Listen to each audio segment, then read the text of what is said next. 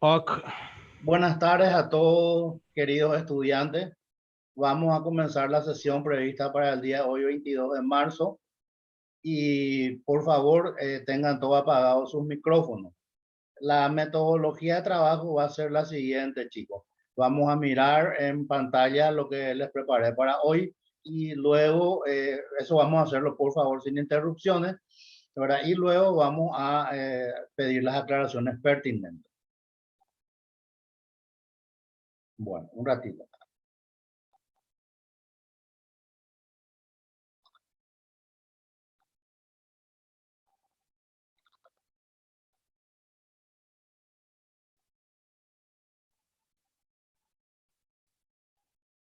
Lo que tenemos que desarrollar hoy es, no, esto ya se desarrolló, creo. No voy a entrar acá en el aula virtual. Sí.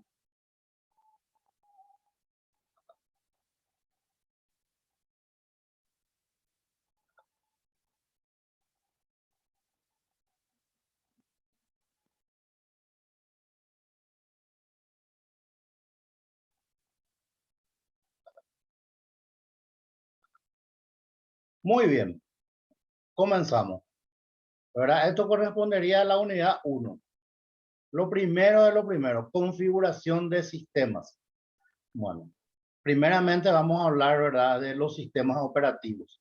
¿Verdad? En este mismo momento, el sistema operativo a nivel de informática que más estamos utilizando, como todos ustedes saben, es el Windows 10.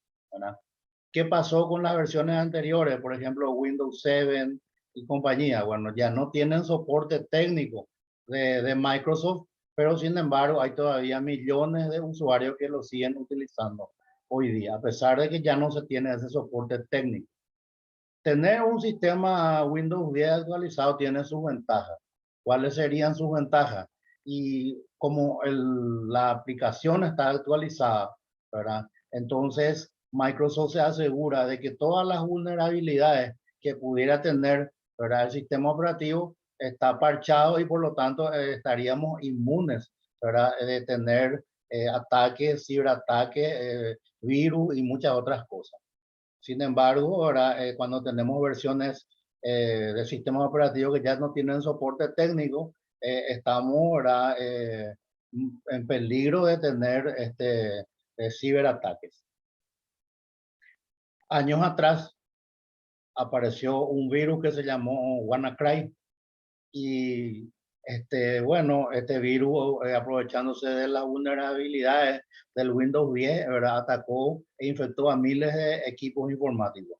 Sin embargo, en ese entonces había todavía gente que usaba Windows XP, ¿verdad? Y a los que usaban XP, el daño que les causó a esos equipos fue mayor que, por ejemplo, a aquellos usuarios que tenían el Windows 10. ¿Cómo se hace así a grosso modo la instalación de un Windows? Bueno, se copian los archivos de instalación al hard disk, ¿verdad? Se preparan los archivos para la instalación, se instalan las características de Windows y luego, ¿verdad?, se van instalando las actualizaciones incluidas, Profe, ¿verdad?, en el medio de instalación. Sí, Profe, perdón tu, por la tu interrupción, pantalla no se pero ve. no está mostrando tu pantalla. bueno, voy a volver al...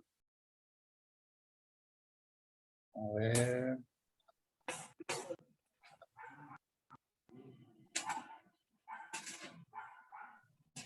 ¿Y ahí? Ahí sí ya se ve, Ahora profe. sí, Muchas profe. gracias. Bueno, Ahora todos Ahora sí. sí. ustedes siguen teniendo otro bono más, ya saben, Ahora sí. genial. Todito. Todo, Guerrero. claro, de eso se trata. Sí. Bueno, estábamos acá, ¿verdad? Acá. En esto estábamos. Cuando estuve Sí, hablando, profe. refiriéndome, ¿verdad?, a los sistemas operativos, ¿verdad? Y estábamos hablando de los pasos para instalar Windows. Y después estábamos entrando en esto, ¿sí? Bueno, pero vamos a quedarnos un poquito acá, antes de avanzar. Pero bueno, hay otro sistema operativo, ¿verdad?, aparte de Windows, que lastimosamente, ¿verdad?, solo el 1% de los usuarios lo utiliza a nivel mundial. Concretamente me refiero a Linux. Bueno, Linux tiene varias distribuciones, ¿verdad? La más común es la de Ubuntu, que se actualiza el 30 de abril y el 30 de octubre de cada año, ¿verdad? Y ahora vamos a definir un poco, ¿verdad?, la diferencia entre informática y computación. Bueno, la informática consiste en automatizar mediante equipos generalmente electrónicos todo tipo de información, de tal forma que se evite la repetición de tareas. ¿Qué significa automatizar? Alguien tiene prendido su micrófono y está tosiendo ahí. No sé quién será. Ese ya perdió su bono de 50. Mateo Zarza, creo que es. El de la calavera. Sí, Le profe pueden avisar Mateo. ahí, Oscar, Santiago, Va a poder silenciarle también, profe. Salud, amigo. Oscar, por favor, ahí está. Gracias, Oscar. Dale. Ahí aprendió a su micrófono. Pero no era con yo. Bueno, tranquilo. Vamos a continuar. Cuando hablamos de automatizar, ¿verdad? Y bueno, es muy sencillo el ejemplo. Por ejemplo, digamos que ustedes abren una tienda, ¿verdad?, donde van a comercializar mercancías. Lógicamente, lo mejor que pueden hacer en ese caso es adquirir un paquete, ¿verdad?, un sistema de facturación y control de stock, ¿verdad?, que ya inclusive vaya generando los asientos contables. Entonces, ahí estamos hablando de automatización, ¿verdad? Tomando un ejemplo muy sencillo. La computación, sin embargo, es el estudio científico que se desarrolla sobre sistemas automatizados de manejo de informaciones, ¿verdad? Lo cual se lleva a cabo a través de herramientas pensadas para tal propósito, ¿verdad?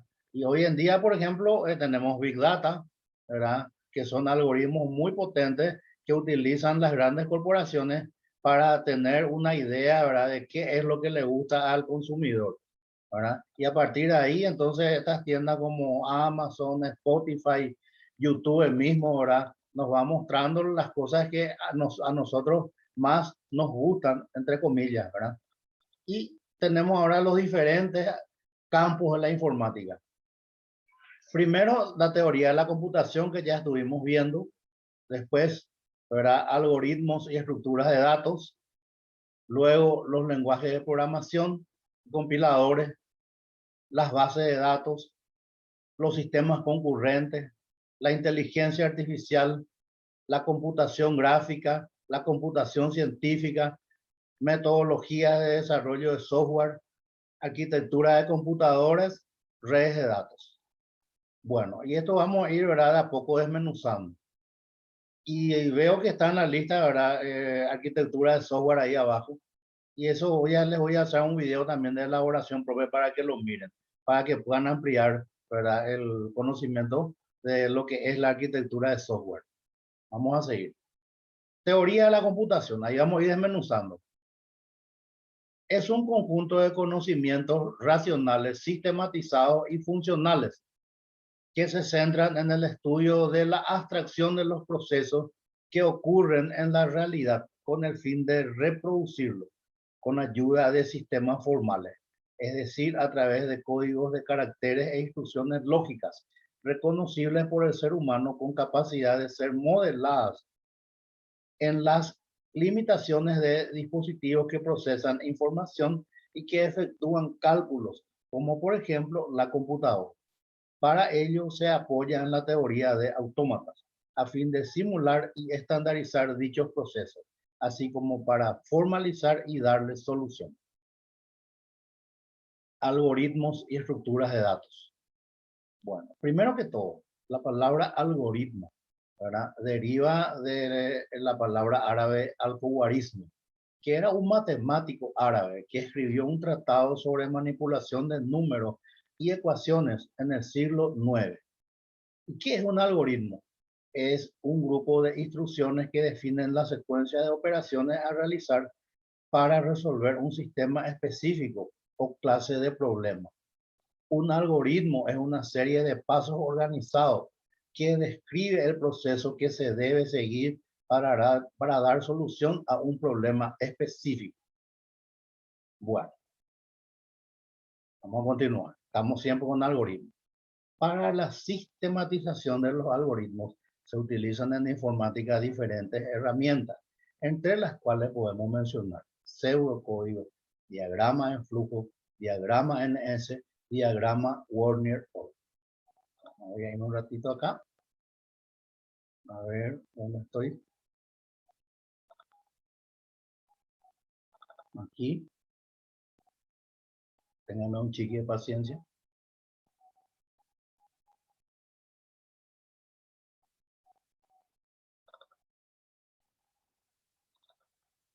Bueno, estamos hablando de algoritmos, ¿cierto?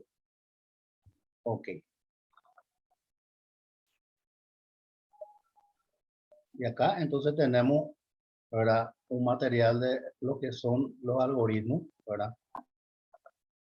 Se ve, profe. Sí, voy a tratar de ampliar un segundito.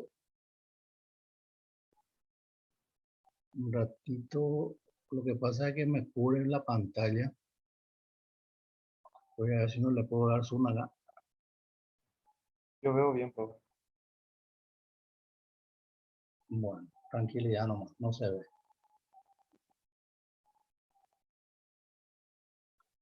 Lastimosamente no se ve. Son cosas del juego. Pero este será que no se ve. Vamos a ver un poco.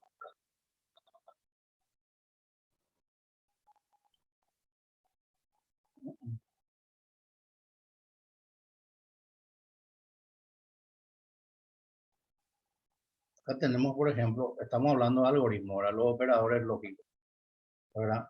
¿Cuáles son los operadores lógicos? El O y el I. Vamos a volver nomás a nuestra diapositiva original.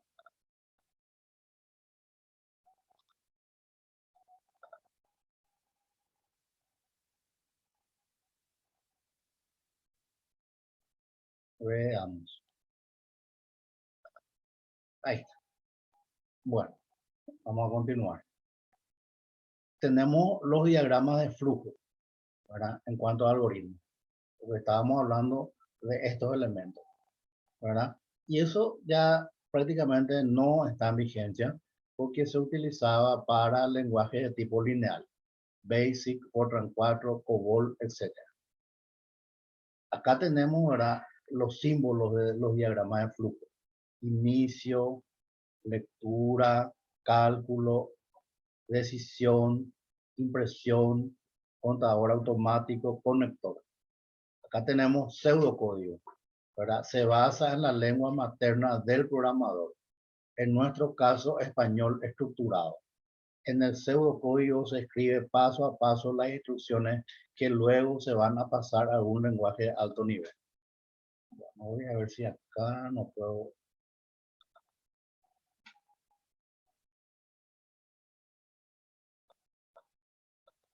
Muy bien. Muy bien. Ahora ya le pillé.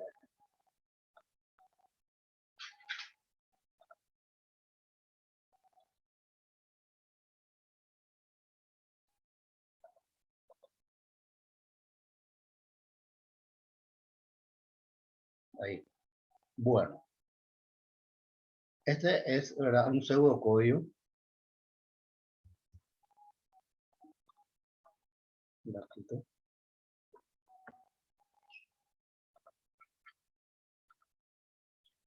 Ahí está. Ahí tenemos ahora un pseudocódigo sencillo. ¿Qué hace este pseudocódigo? Hace que introduzcamos 5 números al mismo tiempo, ¿verdad? Y tenemos que hallar el mayor de esos 5 números, ¿verdad? Primeramente, ¿sí? Decime. No se ve, profe, no se ve. No se ve bien. Tiene que cambiar de pestaña, profe, en compartir pantalla. Por eso no podemos ver, profe. Bueno, un ratito. ¿Qué no se puede ver? Y lo que estás explicando los Ahí. pseudocódigos. Ahí ya se ve el ahí está. pseudocódigo. Ahí está, ahí está. Ahí, Ahí está, ahí sí. ahí está, Ahí ahí se ve, está. ahí se ve. Ahí se ve, ahí se ve. Sí, Ok, sí, sí. Bueno, Sí, ya se ve, profe. tranquilo, Sí, ahí tenía se ve. calma. Profe, Ahí y está. la cerró tampoco Se ve, profe. afirmó. No, ahí se ve. Genial. Vamos a Brillante. continuar, chicos. Brillante. Este es un El pseudocódigo. material va a estar en el aula virtual, profe, disponible. Va a estar, va a estar. Ah, Ahí perfecto. tenemos un pseudocódigo, ¿verdad? introducimos 5 números acá.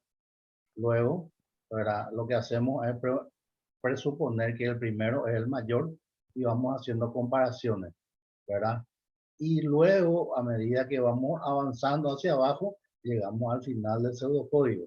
Y entonces, de esta manera, ¿verdad? Imprimimos el mayor, ¿verdad? Y es un auxiliar que está almacenado, ¿verdad? En el cual está almacenado el número que es el mayor, ¿verdad? De los 5 que hemos introducido. Bueno, ahora, a ver, ¿cuál era este? Acá estábamos. Vamos a seguir. Acá tenemos otro pseudocódigo, ¿verdad? Este ya es más complejo que el anterior. ¿Por qué es más complejo? Porque en el anterior usábamos solamente estructuras lineales. Acá ya estamos usando estructuras de iteración. ¿Qué significa eso en cristiano? Que estamos teniendo un proceso, ¿verdad? Que se va a repetir. En este caso va a comenzar con 2 y va a llegar hasta 2000, ¿verdad? ¿Y qué hace este pseudocódigo? Y este pseudocódigo lo que hace es determinar si el número, ¿verdad?, es primo o no es primo. ¿Y dónde está haciendo esa parte de determinar si es primo o no? En este segundo para que tenemos acá. Lo que el pseudocódigo hace es va tomando cada número K y va dividiendo, ¿verdad? Por ejemplo, si K valiera, por ejemplo, 53 en ese momento, acuérdense que comienza con 2, ¿verdad? Si K valiera 53, lo que hace acá este cálculo es haya la raíz cuadrada de 53, pero solo la parte entera, ¿verdad? Entonces queda en la raíz cuadrada de 53 parte entera es 7. Y este que hace y va desde 2 hasta 7 y va dividiendo el número 53, perdón, por 2, por 3, por 4, por 5, por 6, por 7. Si no fue divisible por ninguno de esos factores, entonces imprime. Y eso significa que el número 53 es primo. Ahora, eso es lo que hace este pseudocódigo explicado de manera sencilla. Acá tenemos ahora este mismo pseudocódigo que tenemos acá, tenemos ya en lenguaje C. Un código en lenguaje C, en donde acá primeramente le estamos invocando, ¿verdad?, a los headers o a las bibliotecas. Este es la biblioteca de matemáticas. Este que está acá, el stdio es Standard Input Output, ¿verdad? Y acá tenemos el código, un código muy sencillo, ¿verdad?, que les va a generar todos los números primos comprendidos entre 2 y 2000, ¿verdad? Acá está el programita, muy sencillo, ¿verdad? Lo que nosotros hicimos acá en pseudocódigo, simplemente acá lo pasamos al lenguaje C, ¿verdad? En donde, por ejemplo, este que tenemos acá, este para K igual a 2, K menor igual a 2000, ¿cómo es en C? Y es así, for, paréntesis izquierdo, K igual a 2, punto y coma, K menor igual a 2000, punto y coma, K más, ¿verdad? Entonces, esto que tenemos acá es el equivalente a esto que está acá en el pseudocódigo. Y después tenemos este otro para, ¿verdad?, que tenemos acá. Entonces, ¿verdad?, hacemos otro for igual a 2 y menor o igual a result y más. Y así sucesivamente, ¿verdad? Y otra cosita, fíjense, en pseudocódigo yo pregunto así, b igual a 0, pero en lenguaje C no puedo hacer, tengo que hacer b igual 0, o si no me va a dar error mi código, ¿verdad? Y vamos a seguir, vamos a continuar. Ahora estamos hablando de las estructuras de datos. Bueno, las estructuras de datos son, ¿verdad?, estáticas, ¿verdad?, que son los arreglos, y dinámicas, que son listas, pilas, colas y árbol, ¿verdad? Bueno, cuando hablamos, por ejemplo, de listas, ¿verdad?, nos referimos a tener, por ejemplo, una serie de el nombre de cada uno, ¿verdad?, 5 nombres. Y yo con las listas que puedo hacer, puedo manipular esas listas, eliminando algún nombre, agregando algún nombre, etc. Cuando hablamos de pilas, entonces tenemos que imaginarnos de que tenemos, ¿verdad?, por ejemplo, una pila de 5 libros, una sobre otra, ¿verdad? Entonces, ¿qué podemos hacer si yo quiero sacar, por ejemplo, de esa pila de 5 libros, yo quiero sacar el tercer libro? Obviamente tengo que ver una metodología para, primeramente, sacar de arriba los 2 libros que están encima para poder luego extraer el tercer libro. Si no, ¿verdad?, ¿qué va a suceder? Se me va a caer todos mis libros. Y la misma cosa es lo que empleamos. Después, cuando hablamos de colas, ¿verdad? El ejemplo más sencillo es el siguiente. Se van a la farmacia de IPS Central, ¿verdad? Y ahí hay 4 personas que te van a dar los medicamentos que vas a retirar. ¿Qué tenés que hacer? Formar colas, ¿verdad? Pero siempre aparece un personaje, las veces que me voy, ¿verdad? Y que nos hace formar la fila, ¿verdad? Nos hace formar varias filas en varias cajas. Y ese es un error. ¿Por qué es un error? Porque la teoría de colas, ¿qué dice? Dice que cuando vos tenés, ¿verdad?, unas 50 personas que están formando fila, la fila tiene que ser única. Y entonces, a medida que cada caja, digamos, expedidora de medicamentos se va desocupando, entonces cada uno se va y se ubica ahí, ¿verdad? Y así tiene que ser, ¿verdad? Ese esquema, por ejemplo, veo que se usa, no sé si hasta ahora, por ejemplo, en Andes, fila única y hay 10 cajas. Entonces, está demostrado, ¿verdad? La teoría de colas demuestra que teniendo una fila única, en realidad el que está en la fila espera menos tiempo. Después La tenemos cooperativa, el árbol, ¿sí? Perdón. en la cooperativa y en los bancos también se aplica. Exactamente. Así mismo. Y después tenemos lo que es el árbol, ¿verdad?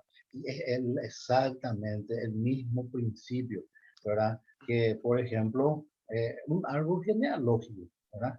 Bueno, está tu bisabuelo, después está tu abuelo, tu papá, estás vos, ¿verdad? Y así sucesivamente. El mismo principio se emplea, ¿verdad? Cuando estamos hablando de árbol. Y esas son las estructuras de datos. Acá también hay otra estructura de datos que se llama vector, ¿verdad? ¿Y qué es un vector? Es una estructura de datos en la cual se almacena un conjunto de datos de un mismo tipo. Es decir, que en un arreglo es una lista de n elementos que posee las siguientes características. Se identifica por un único nombre de variable, sus elementos se almacenan en posiciones contiguas de memoria, se accede a cada uno de sus elementos en forma aleatoria, ¿verdad? Entonces, eso es un vector. Después tenemos una matriz. Una matriz es un arreglo bidimensional de números consistente en cantidades abstractas que pueden sumarse y multiplicarse entre sí.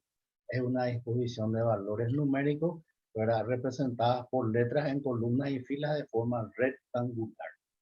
Voy a ver si encuentro algo por acá. Un ratito.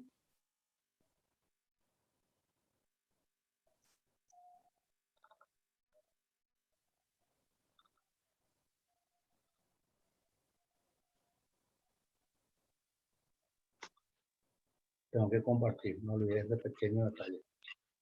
A ver, ¿cuál es? No sé si es este. A ver, Buenas noches, profesor. buenas noches. Acabo de llegar de mi trabajo, señor. No te vayas a preocupar, tenemos uno de 50 puntos.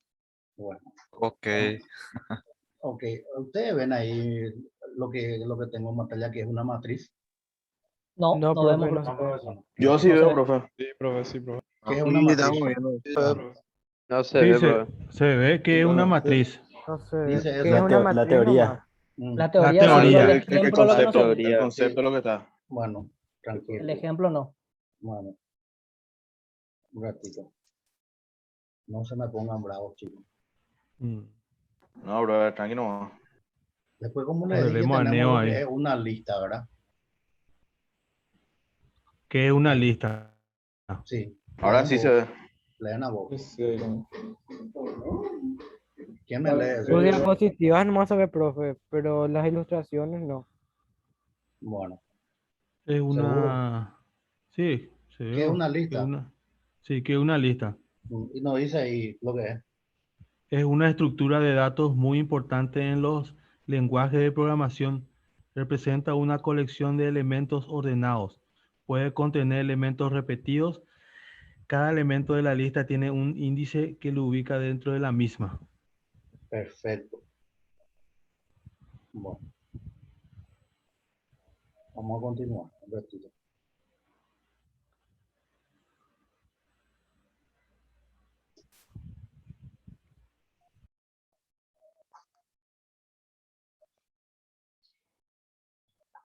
Ahora sí. Ven, ¿verdad? Ya tengo mi monitor auxiliar. ¿Qué vale eso? Bueno, vamos a continuar. Yo les quería mostrar un programa de matriz. Entré acá. Y ahora lo que no estoy encontrando es, a ver si es este. Ese, ¿verdad?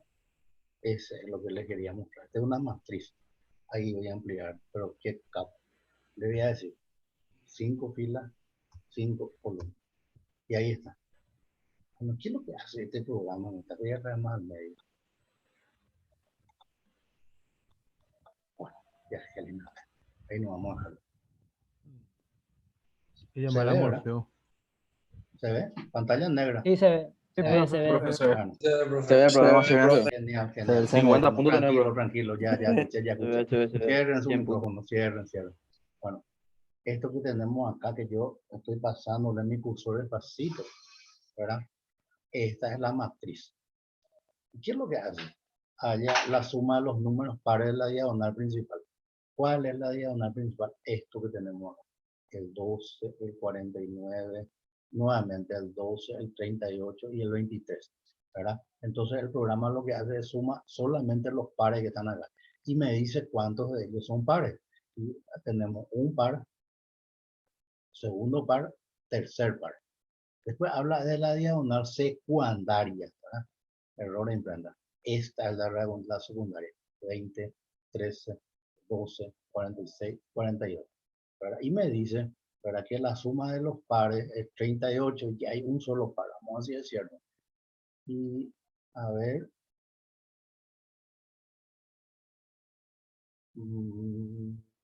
Por acá está. Y esto es verdad lo que hace ese programa. Bueno, ¿y dónde está el código?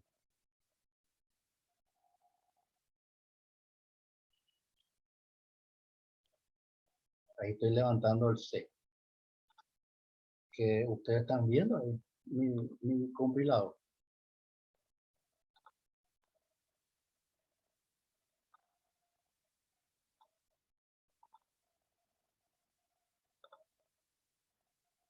Un chiqui de paciencia.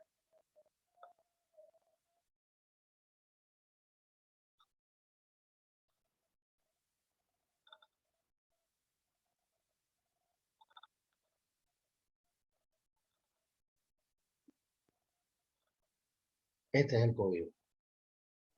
Bueno, este es el código, ¿verdad? Fíjense. Acá, ese es el código en lenguaje C. Y, ¿verdad? En este caso, ¿verdad? Esta estudiante, para no andar cargando 25 elementos en la matriz, automatizó la carga en esta instrucción que estoy marcando ahí, ¿verdad? ¿Y qué hizo? Usó una función que se llama random, ¿verdad? Que genera números entre 0 y 1, ¿verdad? Dividió por 40 y a ese resultado le sumó 10. Eso significa que los números que va a generar están dentro del rango de 10 a 50, ¿verdad? Entonces, de esta manera vemos ahora lo que es una matriz, lo que es un código fuente de la matriz, etcétera. Y ahí volvemos a ver a lo que es una lista, que es una estructura de datos importante en los lenguajes de programación. Representa una colección de elementos ordenados, puede contener elementos repetidos. Cada elemento de la lista tiene un índice que lo ubica dentro de la misma. Después tenemos el concepto de pila. Es una estructura de datos que se utiliza generalmente para simplificar ciertas operaciones de programación. Puede implementarse mediante arrays, que son vectores, o mediante listas enlazadas. Y ahora vamos a tener un poco en esto. Intérprete, ¿verdad? Realiza la traducción del código fuente del programa, típicamente instrucción por instrucción, y normalmente no almacena el resultado de dicha traducción. Entonces hay una diferencia entre intérprete y compilador, ¿verdad? En el ejemplo anterior, cuando estuvimos trabajando con el DEP++, ¿qué es el DEP++? Es un programa compilado, ¿verdad? ¿Por qué decimos que es un programa compilado? Porque primero compila el código y después ejecuta. ¿verdad?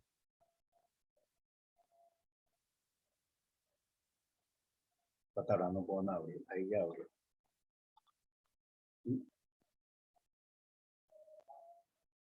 acá. Traigo otra vez, ¿verdad? El ejemplo. Esto está en lenguaje C y fíjense, primero ejecutar, ¿verdad? Esto primero se compila. Y si no hay error, entonces se ejecuta, ¿verdad? Entonces esto es lo que estuvimos viendo recién, ¿verdad? Este es ¿verdad? Es una aplicación compilada, no es interpretada. Bueno, ¿qué pasa si hay un error? Yo voy a generarles un error acá de propósito. Ahí, ¿verdad? Y fíjense lo que sucede. Ahí me marca acá, ¿verdad? Y me dice syntax error before INT. Que ahí me dice, hay un error de sintaxis antes del INT. Perfecto. Entonces me marca acá está el INT, ¿verdad? ¿Y dónde está el error de sintaxis? Acá. ¿Y qué pasó ahí? Y me faltó un punto y coma. Así, ¿verdad? Entonces ahí vuelvo acá a compilar, no hay error y tranquilamente puedo ejecutar otra vez sin ningún problema. Entonces esto es un programa compilado, ¿verdad? Y a ver, un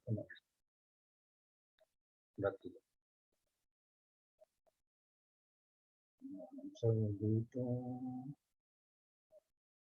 Esto no es lo que me voy a cerrar esta pantalla. También voy a cerrar esta pantalla, no demasiadas cosas abiertas.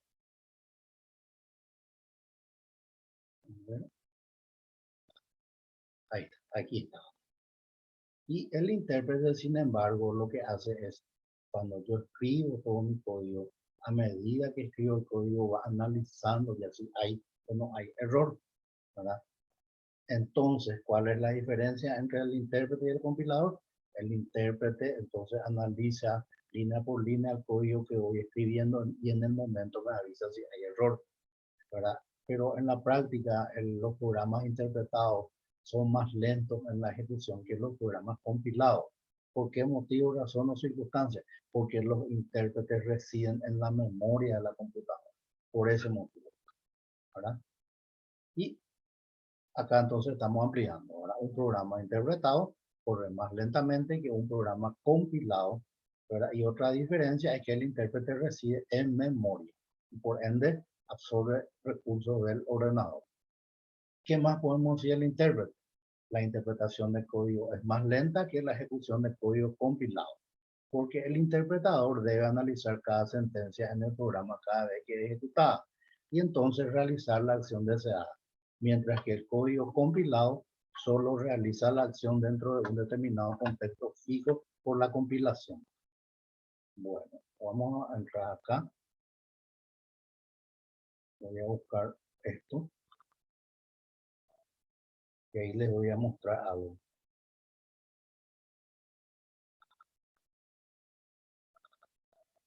Fíjense acá arriba, ¿verdad? Este que está acá, estoy marcando, el segundo, ese es el código fuente, ¿verdad? Y díselo, fíjense, C source file. Pero este que está acá, ese ya es el programa compilado. ¿Qué significa esto? Que esa es la aplicación, ¿verdad? Y es un programa ejecutable. Y es este el que se ejecuta. No es este código fuente. El código fuente es el que les mostré, pero a la hora de ejecutarse se ejecuta este. Y este es un programa compilado. Vamos a ver, esto y vamos a seguir. Y ahora vamos a hablar del lenguaje más popular de la década del 80, un poco de arqueología informática. El BASIC, ¿verdad? El BASIC fue creado en 1964, ¿verdad? Y el lenguaje y sus variantes llegaron a estar ampliamente disponibles en los microcomputadores de los 70 y de los 80. Bueno, en mi caso particular, yo hice mi tesis justamente utilizando el lenguaje BASIC. ¿En qué equipo? Y un equipo llamado Commodore 64, que no tenía disco duro, entre paréntesis. Por eso les digo, es en arqueología informática. Acá tenemos un ejemplo muy sencillo de un programa interpretado, ¿verdad? Tenemos los números en línea que normalmente van numerados de 10 en 10 Rem es para hacer comentarios. Ahora, input es para introducir el número. Introduzco el número X, después acá introduzco el número Z, acá sumo X más Z y almaceno en donde, en la variable S. Por lo tanto, a la hora de imprimir, imprimo ese que es el resultado. Y, ¿verdad? Como ya habíamos hablado, tenemos lo que es el compilador, que traduce un texto escrito en un lenguaje de programación que se llama código fuente a otro que es el código objeto, que ustedes recién les estuve mostrando, ¿verdad? El código fuente y el código objeto, ¿verdad? Y el código fuente escrito en un lenguaje de alto nivel, Java, C++, que queremos pasar a un lenguaje de bajo nivel, normalmente en ensamblador. Y ahora vamos a referirnos al primer compilador, que es el A-0, ¿verdad? Que es considerado el primer compilador de la historia y fue desarrollado en el 52 por Grace Hopper. 6 años después, esta misma científica presentó el compilador B0 diseñado para UNIVAC 1 y 2. En el 59 colaboró activamente para la creación del legendario lenguaje de programación conocido como COBOL. Antes de avanzar, UNIVAC 1 y UNIVAC 2 fueron las primeras computadoras que empezaron a venderse en serie. Como ya creo que lo mencioné en este curso anteriormente, ¿verdad? Eran de la marca IBM, ¿verdad? Y después está el lenguaje COBOL, ¿verdad? Que por sus siglas en inglés significa Common Business Oriented Language, lenguaje común orientado a los objetos. Aunque ustedes no quieran creer, fíjense que esto es del 60, este lenguaje. Hasta ahora se sigue usando, ¿verdad? Hay una oficina del gobierno de los Estados Unidos, ¿verdad? Que sigue usando COBOL, ¿verdad? Y porque le va a ser mucho más complicado transmigrar, ¿verdad? Su sistema a algo actual. Entonces se quedaron nomás con esto, tranquilamente. Y ahora tenemos la fase del compilador. El análisis es lo que estuvimos viendo. ¿Se acuerdan que yo entré ahí y le di ejecutar compilar? Cuando estábamos en el dev C++. Ahí está haciendo el análisis de qué? Del programa fuente, ¿verdad? Después, eso se subdivide en análisis léxico. Consiste en la descomposición del programa fuente en componentes léxicos, juegos de palabras reservadas, ¿verdad? ¿Y cuáles eran las palabras reservadas que están en ese código? Y eran, por ejemplo, scanf, printf y ese tipo de cosas. Después está el análisis sintáctico, agrupación de los componentes léxicos en frases gramaticales, orden en que se escribe la sentencia e instrucción o instrucción. Bueno, en esta fase es que detectó el error el compilador, cuando yo le saqué el punto y coma. Ahora, él detectó que había un error en la sintaxis de mi instrucción. ¿Y qué es lo que le falta? El punto y coma al final. Después está el semántico, comprobación de la validez semántica de la sentencia aceptada en la fase de análisis sintáctico. Se refiere a si escribí bien las palabras reservadas. Por ejemplo, escribí scanf, escribí bien o me olvidé de poner la F al final. A eso se refiere. Y ya después tenemos lo más importante, que es la síntesis, ¿verdad? Generación de la salida expresada en el lenguaje objeto, que está formado por combinaciones de fases de generación de código y optimización de código, ¿verdad? Tenemos también la etapa front-end, que es la parte que analiza el código fuente y comprueba su validez. Después tenemos acá, ¿verdad? El árbol de generación, ¿verdad? Todas esas cosas, todos estos procesos son internos, ¿verdad? Completamente transparentes y ajenos al usuario. Después tenemos la etapa front-end, ¿verdad? Que rellena los valores de la tabla de símbolos, que estuvimos viendo acá, esta es la tabla de símbolos, ¿verdad? Tenemos la etapa front-end nuevamente, ¿verdad? Y que es independiente de la plataforma o sistema para el cual se vaya a compilar. Y está compuesta por las fases comprendidas entre el análisis léxico y la generación de código intermedio, ¿verdad? Esto es importante, la etapa front-end. Entonces, ¿eso qué significa? Que este dev C++ que nosotros estuvimos usando puede correr en una máquina de marca HP, en una computadora de marca Dell, en una computadora de marca Lenovo, ¿verdad? ¿Por qué? Porque es independiente, ¿verdad? De marcas propiamente dichas. Después la backend genera el código máquina específico de una plataforma a partir de los resultados del frontend. Después tenemos los tipos de compiladores, que son los cruzados, que generan un código para un sistema distinto, los optimizadores, que realizan cambios en el código para mejorar su eficiencia, los compiladores de una sola pasada, los compiladores de varias pasadas, los compiladores JIT, Just in Time, que forman parte de un intérprete y compilan parte del código según se necesita. Este concepto de Just in Time, justo a tiempo, aunque ustedes no quieran creer, no es algo que tenga que ver con la informática, sino que es algo que Toyota Corporation de Japón, ¿verdad? Es el que, digamos, inventó este método de trabajo. ¿Y por qué se llama Just in Time? Ustedes saben que en Japón no hay espacio para tener depósitos grandes. Entonces, ¿qué hacía Toyota? Le pedía a sus proveedores, ¿verdad?, que le envíen sus insumos y de ahí ya pasaba a la producción directamente, ¿verdad? Por eso se llama Just in Time, ¿verdad?, sin necesidad de usar espacio de almacenamiento. Ahora estamos dando un giro, ¿verdad? Estamos partiendo de toda esa primera pantalla que vimos, ¿verdad? La base de datos, que es una colección de información organizada de tal forma que un programa pueda seleccionar rápidamente un conjunto de datos deseados, ¿verdad? Un ejemplo muy sencillo es, ¿verdad?, la lista. O sea que cuando yo entro a la pantalla virtual hay una parte que donde dice participante, ¿verdad?, en nuestra aula virtual. Bueno, eso está en una base de datos. Toda la información inherente a usted está en una base de datos. A ver. Ahí me voy a nuestra aula virtual. Correcto. Entro acá en participantes, ¿verdad? Y acá están. Estos son ustedes, ¿verdad? Estos son de una sección, de esta sección, ¿verdad? Y acá están todos los nombres de ustedes, ¿verdad? Y bueno, y voy avanzando, ¿verdad? Hay muchos que no pusieron todavía su foto, ¿verdad? Pero no es lo obligatorio. Y entonces, ¿esto dónde está? Y esto está en una base de datos, ¿verdad? O si no, ¿de qué otra forma voy a poder acceder? Perfecto. Vamos a seguir. Y miren un poco, inteligencia artificial.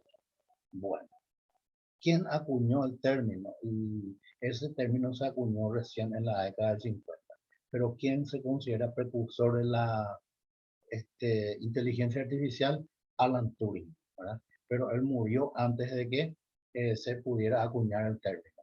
Y la inteligencia artificial pertenece ya hoy en día a lo que se conoce como IoT, ¿verdad? Internet of Things, Internet de las cosas, ¿verdad? ¿En qué momento estamos usando inteligencia artificial sin que nos demos cuenta? Cuando estamos en nuestro WhatsApp y empezamos a escribir, el corrector, ¿verdad?, ya nos trae algunas palabras, ¿verdad? Muchas veces no es eso lo que queremos escribir, ¿verdad? Pero eso está todito basado en inteligencia artificial. O, por ejemplo, Tesla, que tiene su vehículo autónomo que no necesitan conductor, está basado en inteligencia artificial, ¿verdad? Pero para que eso funcione correctamente se tiene que tener una red 5G. Mientras no se consolide la red 5G, va a ser muy difícil tener todavía vehículos autónomos, ¿verdad? ¿Y qué es la inteligencia artificial?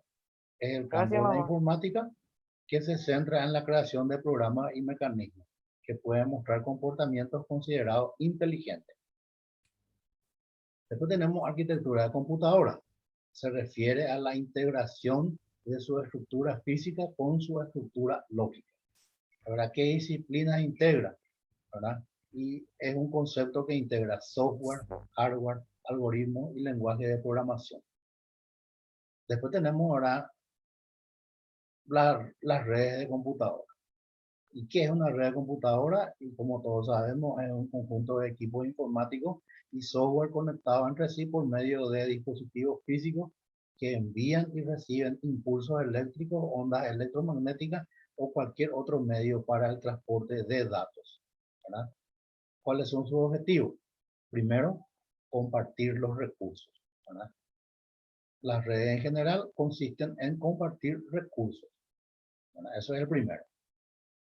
El segundo, la fiabilidad, ¿verdad? Un segundo objetivo consiste en proporcionar una alta fiabilidad al contar con fuentes alternativas de suministro.